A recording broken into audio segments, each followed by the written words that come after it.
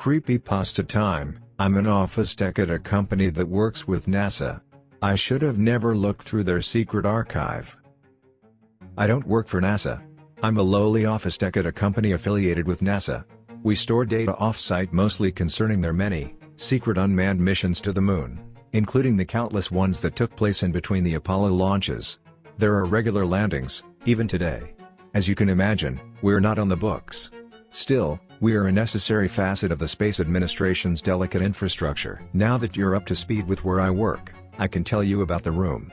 Room 371 to be precise, the overseer's office. It always had an air of mystery about it.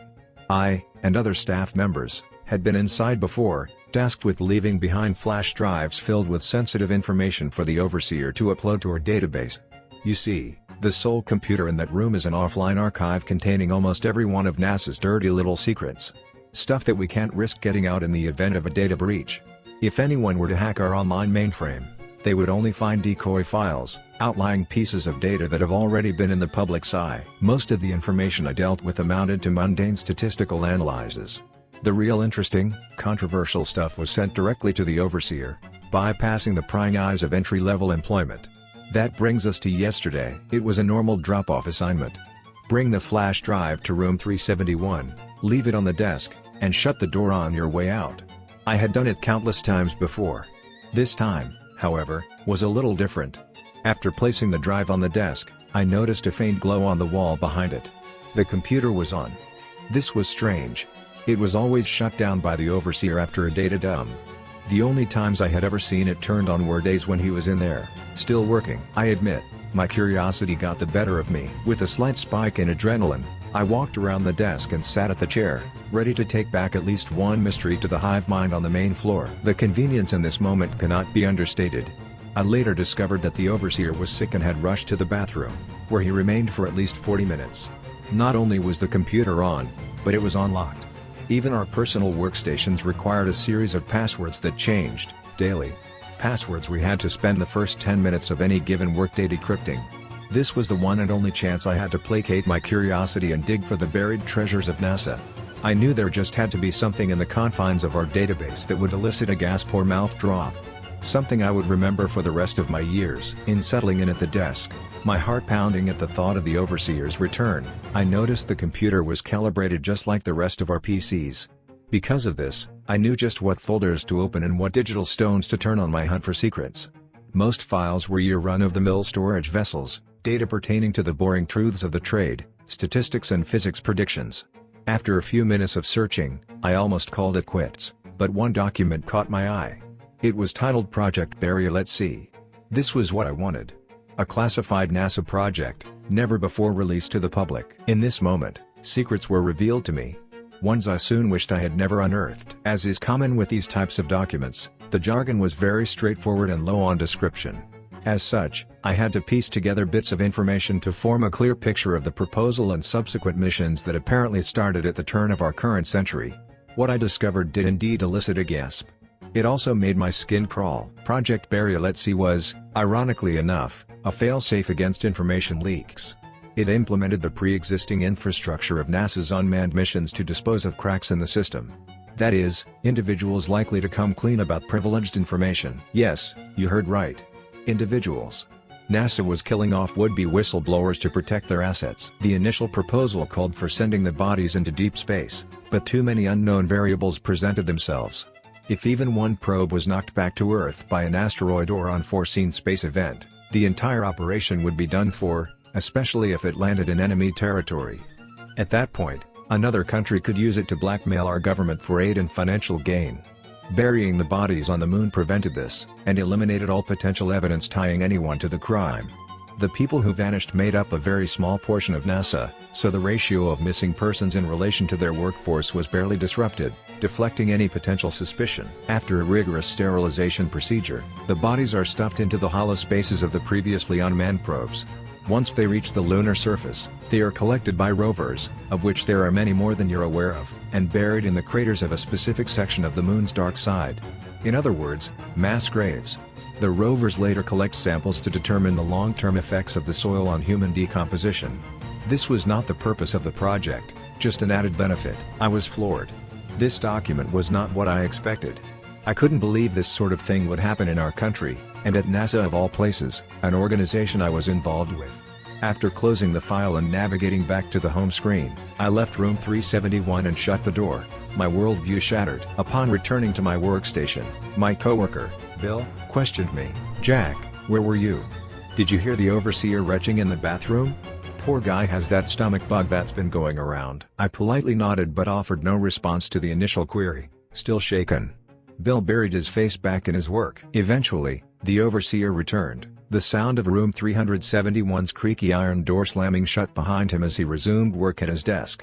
Beads of sweat formed above my brow as I wondered if he would notice something amiss and know I perused the archive.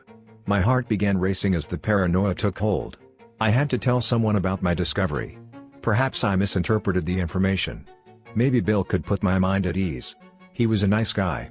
Not the type to break a promise or betray his fellow worker. "Bill," I whispered, "have you heard anything about NASA sending corpses to the moon?" He stared at me a moment, an overly serious expression painted across his face. Then he laughed. "Jack, you're a card. Where do you come up with this stuff, anyway? You should write a book." Without so much as a sound to alert his arrival, the overseer put his hand on my shoulder. I nearly jumped out of my skin. "Jack, I've been meaning to talk to you. A big promotion in the works. Meet me in my office in 10 minutes. With that, he loosened his grip and traveled back to room 371. My eyes widened and my heart sank. Bill noticed something was wrong. "What's wrong, Jack? You look as though you've seen a ghost. Promotions are a big deal around here. Only one every few months or so. Lisa was promoted last year and went on to supervise one of the unmanned probe launches. Haven't heard from her since." I turned to Bill and met his gaze. "Bill, it's been nice working with you." He smiled before turning back to his computer. "You too, Jack." 10 torturous minutes came and went.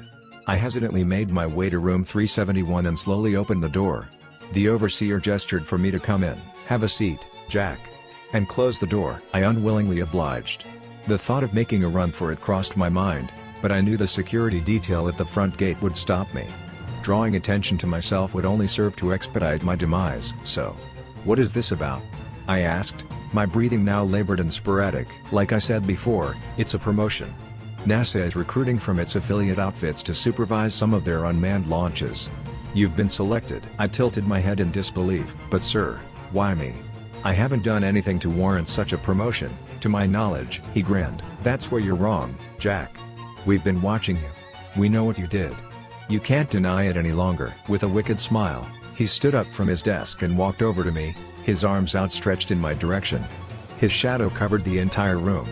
Or at least, it seemed that way in the moment. Without realizing it, I had backed myself into the corner, almost cowering in fear. That's when the door opened and my coworkers flooded the room. Surprise! I stood upright, shocked. "What's going on?" Bill responded. "Don't you know what day it is, Jack?" The overseer pointed at his wall calendar. It was September 18th, which according to them, was my hire date. It all made sense now. It was a ruse. A practical joke at my expense. The overseer sometimes did this on workplace anniversaries, but not for many years at this point, and never to this elaborate extent. I didn't even realize what day it was until they pointed it out. "Did you really think I would leave my computer on, unattended?" Bill chimed in. "Bodies can't even decompose on the moon, Jack. There's no air." They both let out hearty laughs. I laughed too, thoroughly relieved. The rest of the afternoon was nice. After all was said and done, we returned to work, invigorated by the positive surge of energy and morale. After finishing my leftover tasks, I left with a smile on my face, happy to be Earthside, alive and well. This mood would follow me the whole way home, but it wasn't alone. When I parked in my driveway, someone pulled in behind me. The overseer stepped out of the car and greeted me with a friendly wave. "Jack, can we talk?" House calls were unorthodox in our line of work, but not unheard of. "Of course, Coulter. Please come in." He followed me inside and joined me in the living room. I sat down, but he paced at the fireplace, looking over my family photos on the mantel. "You know, what Bill said was true. Bodies don't decompose on the moon. That bit was added by NASA. They put falsehoods in all of their classified documents. It's another failsafe, a detail they can point to in the event of a leak to make it seem illegitimate." I was utterly confused. "I'm not sure I follow. What are you getting at, exactly?" He turned to me, a stern look painted across his face. "It's all real, Jack. The dead bodies, the craters, everything. You should have never sat at my desk, I chuckled. Come on, Coulter. The joke's over. No need to drag it out. He wasn't laughing. This is no joke. You were hired in July, not September. I sent out a last-minute memo to everyone in an attempt to avert your suspicion. Here, we can discuss things privately. Very funny. You're forgetting about my wife and daughter. A smirk touched the side of his cheek. He tossed me an envelope. Inside were photos of my wife picking up her daughter from school. My heart sank. What the hell is this, Coulter? Are you following my family around? We've intercepted them.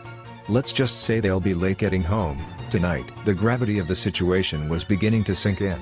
If everything I saw was indeed real, then I was now a target. I would soon become the next NASA casualty buried at sea.